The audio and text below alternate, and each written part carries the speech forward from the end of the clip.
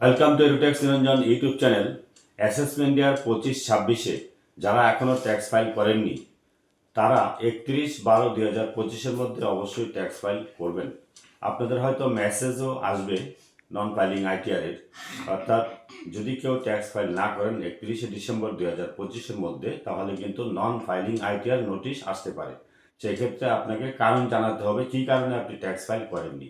সেই জন্যই এই ঝামেলা থেকে মুক্তি পেতে হলে যারা এখনও ট্যাক্স ফাইল করেননি তারা 31/12/2000 মধ্যে ট্যাক্স ফাইল করে দেবেন। তাতে আপনার পেনাল্টি লাগবে 1000 টাকা বা 5000 টাকা, যথাক্রমে আপনার গ্রস স্যালারির উপর ডিপেন্ড করে।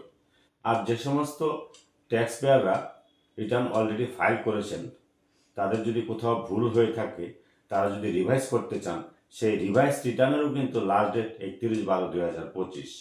আর যে সমস্ত ট্যাক্স পেয়ারদের ফরেন ইনকাম আছে, ফরেন ইনভেস্টমেন্ট আছে, তারা ফরেন ইনভেস্টমেন্টের জন্য আইটিআর 1 যদি ফাইল করে থাকেন, তাহলে তারা কিন্তু রিভাইজ রিটার্ন করে আইটিআর 2 ফাইল করবেন।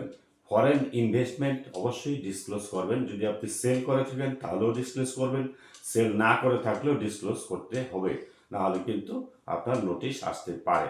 তো যাদের ফরেন ইনভেস্টমেন্ট আছে তারা যদি আইটিআর 1 ফাইল করে থাকেন, তাহলে রিভাইজ করে সেটা আইটিআর 2-তে আপনারা কনভার্ট করে ফরেন ইনভেস্টমেন্টটা শো করবেন।